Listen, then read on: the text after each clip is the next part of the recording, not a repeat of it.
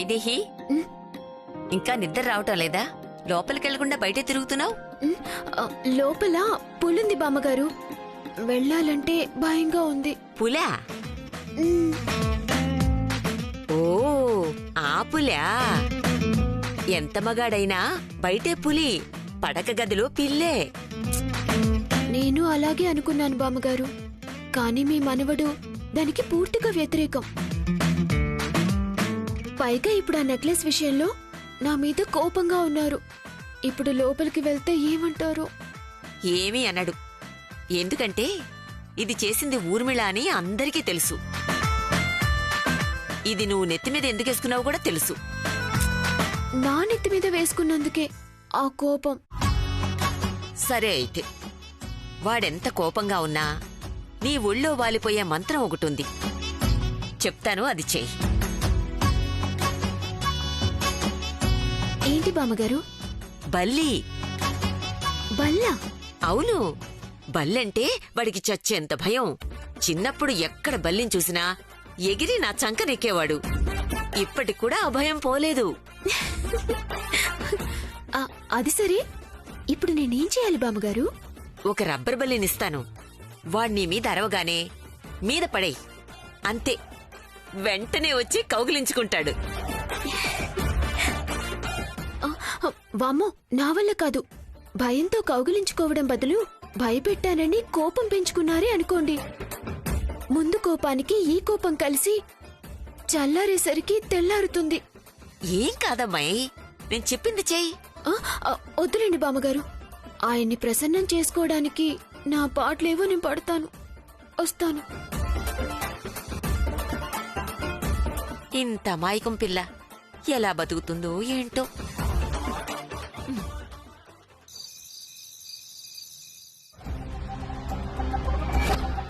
Phone చేసింది అక్క phone నుంచి, కానీ చేసింది అక్క కాదు, నేనే.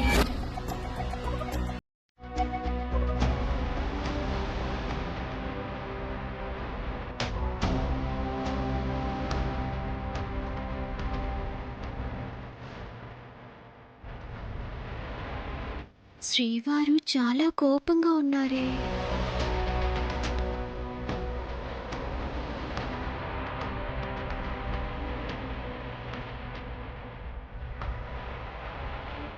ఏవండి, ఎందుకండి అంత కోపం? నువ్వు చేసిన పనికి బుగ్గలు సాగదీసి నెత్తిమీద 4 మొత్తి వీపు వంచి గబీ గబీమని 4 గుగ్దాలనుంది. కానీ నిన్ను ముట్టుకోవడానికి ఇష్టం లేక వదిలేస్తున్నా. అబ్బో, చాలా కోపంగానే ఉన్నారు. ఇంతకీ అంత తప్పు నేనేం చేశాను? ఏం చేసావా? అయినా నీకివన్నీ అలవాటులే, అందుకే తప్పనిపించదు. అప్పుడేమో మన పెళ్లి విషయం దాచి నీ చెల్లిని నా భార్యగా పంపించావు. ఇప్పుడేమో ఆవిడ చేసిన తప్పును దాచి నింద నీ మీద వేసుకున్నావు. అన్నీ ఇలా నెత్తిన వేసుకోవడం నీకు సరదానా? ఏయ్, నవ్వకు. నవ్వితే తిక్కలేస్తుంది నాకు. అప్పుడంటే మీ నాన్న కోసం చేసావు, ఇప్పుడెందుకు చేసినట్టు? ఎందుకు చేశానో మీకు తెలుసులే, కానీ నాకు మాత్రం చాలా సంతోషంగా ఉంది. అవును, అవునవును. నన్ను మాత్రం టార్చర్ పెట్టి నువ్వు సంతోషంగా ఉండడం నీకు అలవాటే కదా. అయ్యో, ఏయ్, దూరంగా ఉండు. దూరం దూరం. అబ్బా, నేను చెప్పేది వినండి. అత్తయ్య గారేం చెప్పినా, ఉర్మిళ అక్క ఎంత నింద వేయాలని చూసినా మీరు మాత్రం నేను తప్పు చేయలేదని నమ్మారు చూడండి. అంతకు మించిన సంతోషం ఇంకేముంటుంది చెప్పండి?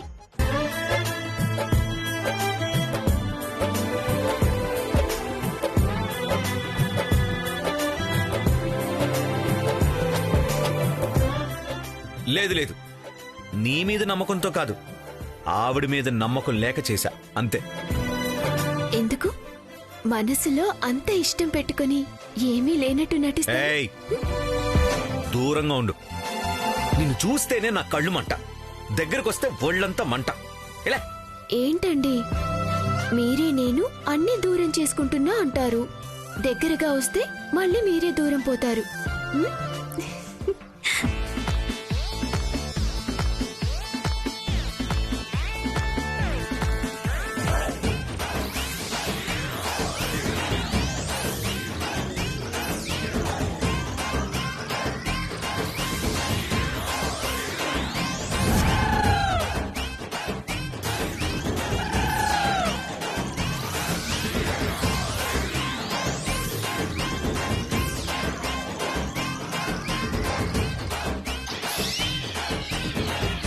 మనవరాలు చెప్పింది నిజమే. మనవడు నిజంగానే గొడవపడుతున్నాడు. లాభం లేదు, బ్రహ్మాస్త్రం ప్రయోగించాల్సిందే.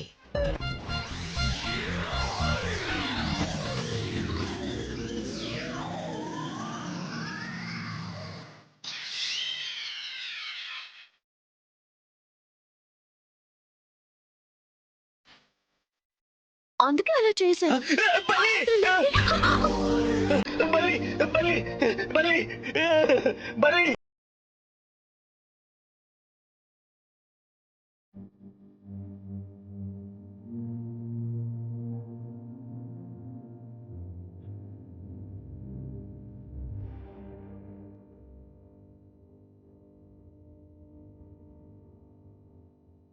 అమ్మయ్యా, వచ్చిన పనైతే అయిపోయింది. ఇక వాళ్ళ పాటలేవో వాళ్ళు పడతారు.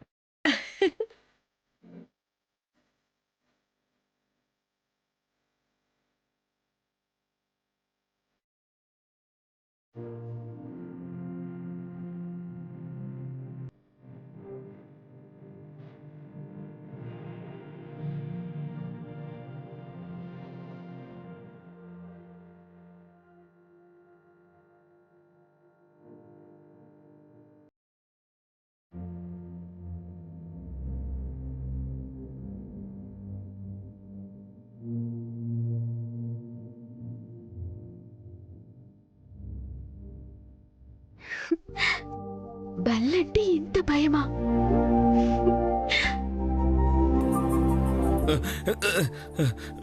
ఉందా పోయిందా?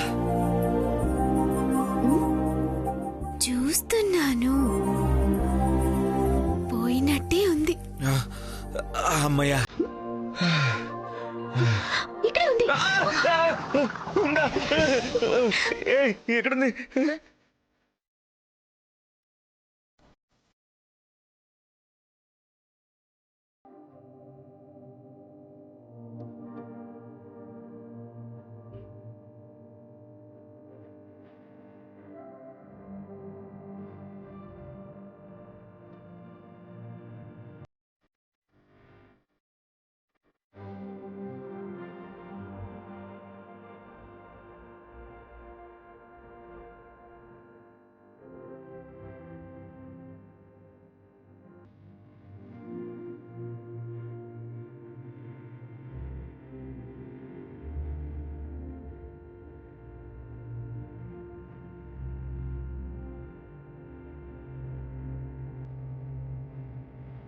అప్పుడప్పుడు ఈయన తిక్క తగ్గించటానికి బల్లిని మందుగా వాడుకోవచ్చు.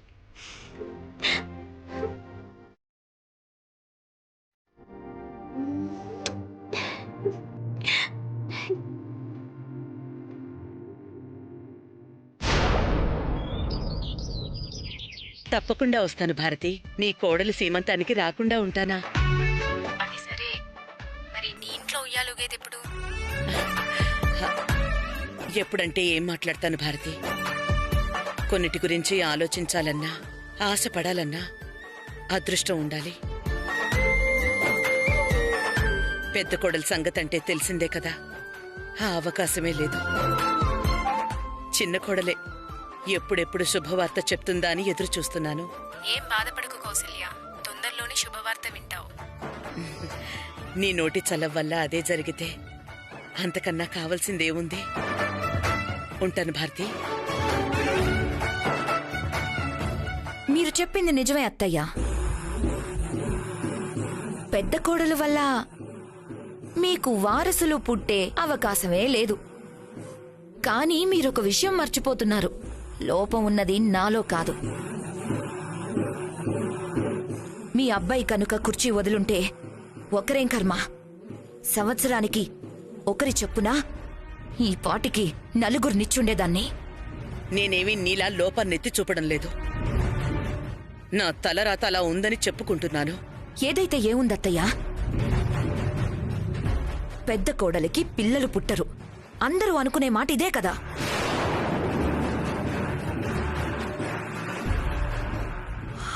సరే అనుకుంటే అనుకోనీలేండత్తయ్యా, నాకు నష్టం లేదు, అలాగే మీకు నష్టం లేదు. ఎందుకంటే నా వల్ల పిల్లలు పుట్టకపోతేనే మీ చిన్న కోడలుంది కదా, తొందరలోనే మీ ముచ్చట తీర్చేస్తుందిలే. ఏమైంది? రండి బామ్మగారు, రండి. మీరు లేకుండా ఈ డిస్కషన్ అస్సలు బాగోదు.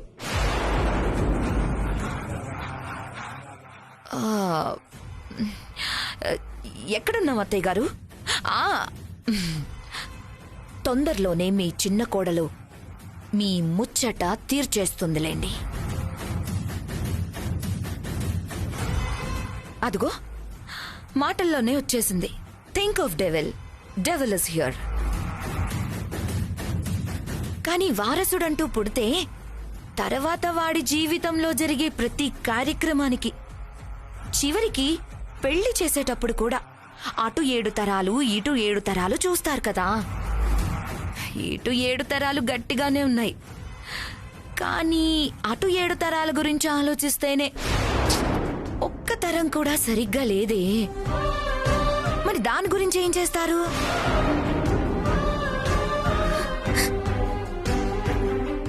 ఊర్మిళ, నీకేం మాట్లాడాలో ఏం మాట్లాడకూడదో ఎప్పటికీ తెలీదా?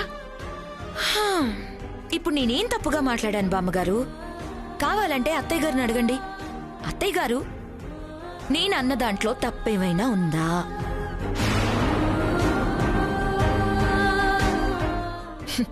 అయినా అత్తయ్య గారి బాధ మీకు అర్థం కాదులేండి బామ్మగారు. మీ కోడలిగా ఈవిడ పిల్లల్ని కని మీ అచ్చటా ముచ్చటా తీర్చేశారు.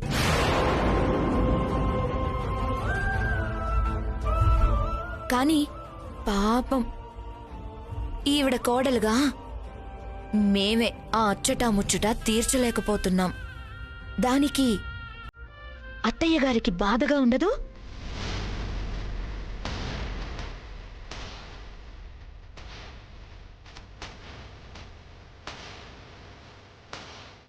అంటే వైదేహి ఆ ముచ్చట తీరుస్తుంది గాని పాపం తల్లిదండ్రులు ఎవరో తెలీదు కాబట్టి వారసుణ్ణి ఇచ్చినా అదొక మచ్చలా ఉండిపోతుంది.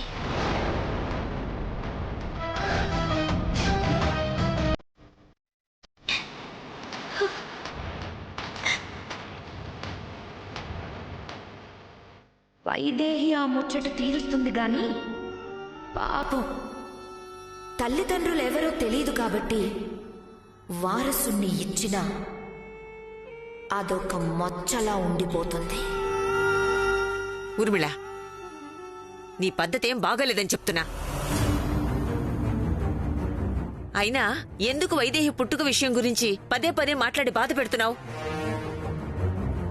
నువ్వలా మాట్లాడడం వల్ల గతేమైనా మారిపోతుందా? వైదేహి ఈ ఇంటి కోడలు కాకుండా పోతుందా? లేకపోతే నాకే వార్నింగ్ ఇస్తుందా? ఇదొక్క విషయం చాలు జీవితాంతం గుచ్చి గుచ్చి చంపడానికి.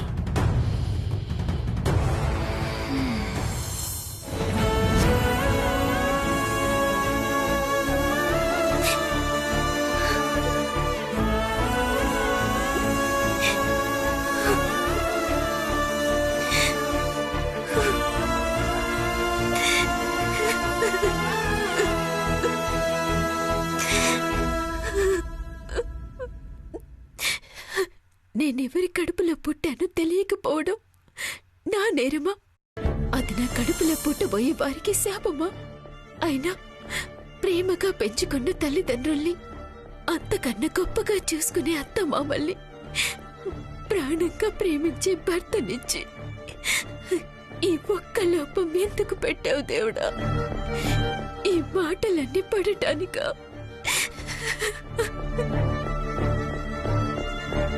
ఎప్పుడూ ఎవరినో ఒకరిని బాధ పెట్టడం అలవాటైపోయింది.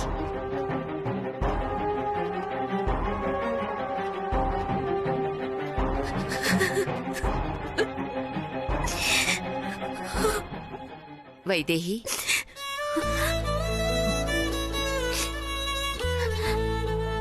బాధపడకమ్మా. ఊర్మిళ గురించి తెలిసిందే కదా. అత్త, మామ, బామ్మ, భర్త ఎవరని కూడా చూడదు. తోడికోడల దగ్గర నోరు కాస్తుందా? అందుకే తన మాటలు పట్టించుకోవద్దు.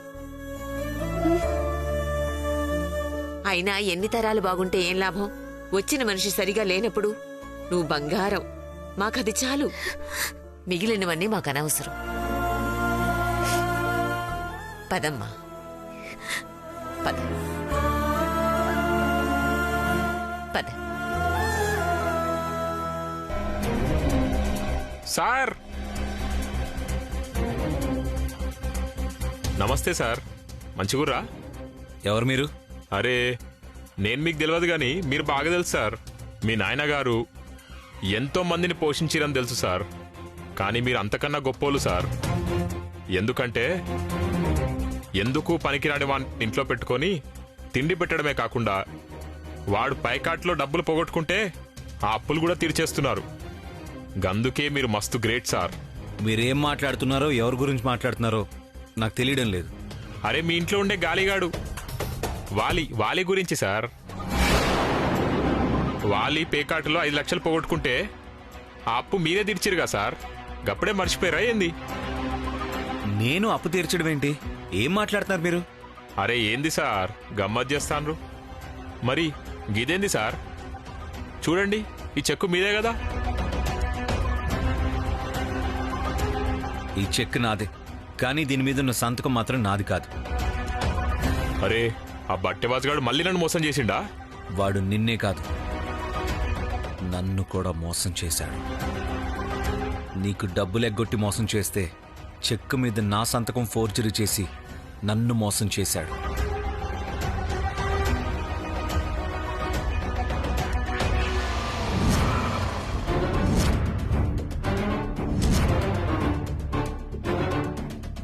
వాలి, వాలి, వాలి, ఏమండి? వాలి! ఏమైంది నాన్న? ఎక్కడా 420? వాలి!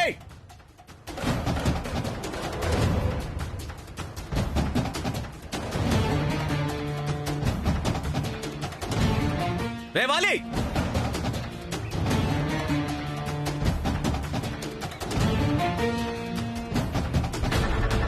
You cheater! ఇంత మోసం చేస్తావా?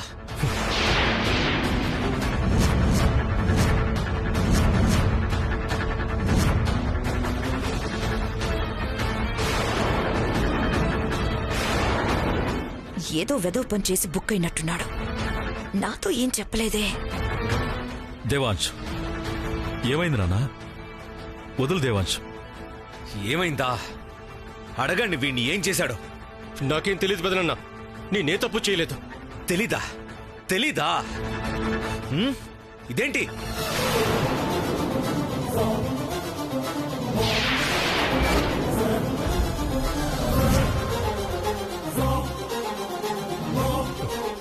సంతకం ఫోర్జరీ సంగతి తెలిసిపోయిందనమాట. ఈ చెక్ దేవాంశ్ దగ్గరికి ఎలా వచ్చింది? చెక్ మీద నా సంతకం ఫోర్జరీ చేస్తావా? ఎంత ధైర్యం రా నీకు?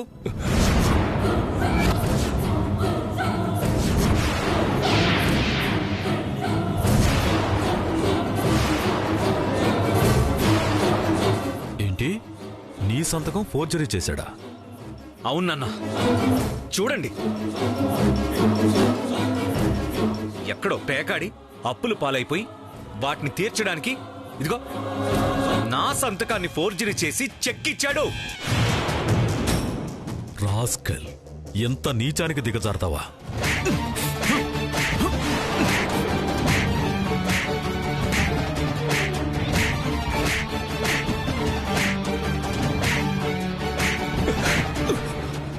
ఏం తక్కువ చేశావురా నీకు? ఏం తక్కువ చేశావు? అన్నిట్లో నా కొడుకుతో సమానంగానే చూశాం కదా, అయినా ఎందుకు ఈ నీచమైన పని చేశావు?